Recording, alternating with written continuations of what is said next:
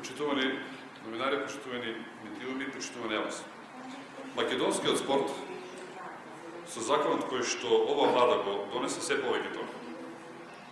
Веќе почнуваат да се гледат негативните ефекти на кои што ние како пратеници од ВМРО ДПМН предупредувавме дека ќе нанесе штета на спортот во нашата држава.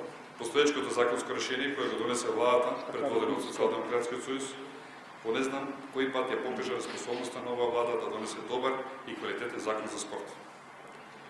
Затоа, како одговорна пратеничка група, денес поднесуваме нов закон за спорт, односно закон кој ги содржи старите одредби кои беа отстранети од оваа власт, а истите беа позитивно прифатени од спортската јавност и дава одлични резултати.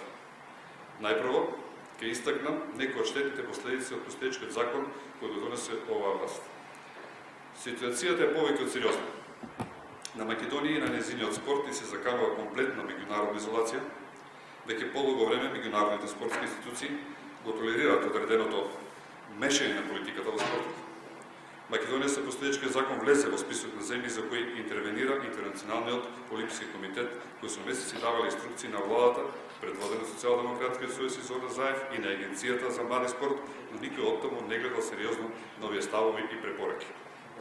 Федерациите мораат да бидат автономни и нивните статути прилагодени кон статутите на меѓународните спортски федерации, а не кон законот за спорт во земја кој што е контрадикторен и далеко од она што во моментов се спортските федерации.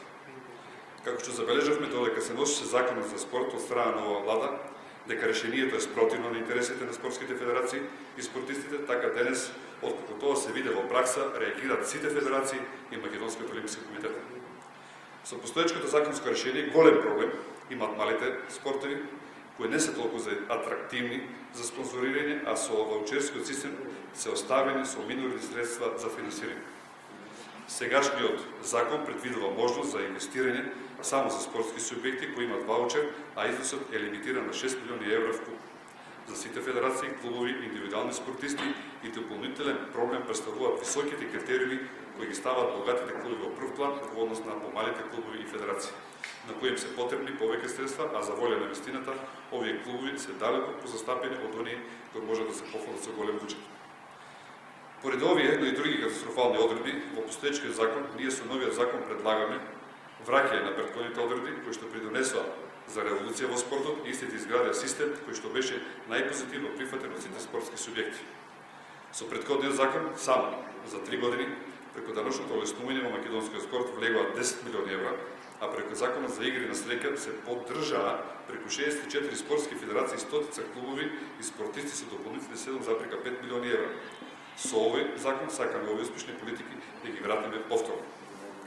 Редно време е ова власт да научи дека укинувањето на позитивните закони, само поради тоа што се решение на претходната власт и носење на нови катастрофални решенија, не е добро за интересите на граѓаните во случајот за спортистите. Апелирам до парламентарното мнозинство да се надмине себе си и да го поддржи овој закон со цел да ја запреме оваа апокалипса која што се закана на македонскиот спорт. Ако не на нас, пратениците од ВМРО ДПМН и коалицијата, послушате ги спортските федерации и Македонскиот олимписки комитет, кои што секојдневно предупредуваат дека чашата е прелејана и дека мора итно да се реагира. Благодарам. Ајде сега да говориме за загрижава за разузнавање. Какви кадровски проблеми се имаат до сега?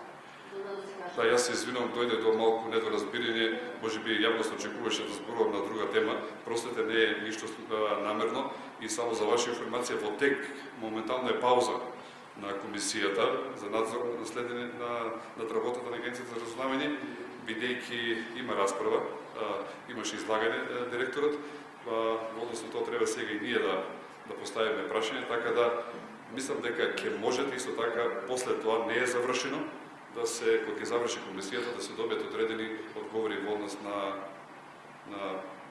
прашањата кои вие ги поставувате за таа комисија. Од досегашниот тек. Сигурно е слушнато за кадровските проблеми. Дали сте задоволни од кадровски проблеми што ги будат? За какви лица станува разговор?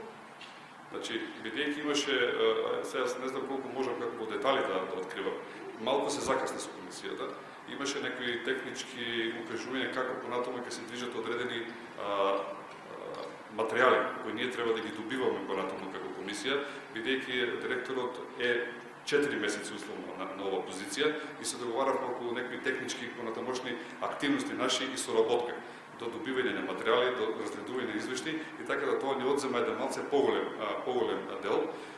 Пред се, јас не би сакал да навлегувам, најдобро да ги прашате, може би да го прашате и директорот во однос на тоа, меѓутоа неговата изјава беше во однос на си даде изјава за 4-месечниот негов ангажман за темата која што зборува и мислам дека може би он најдобро ќе ви одговори и во делот информациите кои на некој начин ја допреа јавноста преку медиумските искажувања. Претпоставам дека се дели од кај од овде, не знам од каде што имаше некои информации за ова.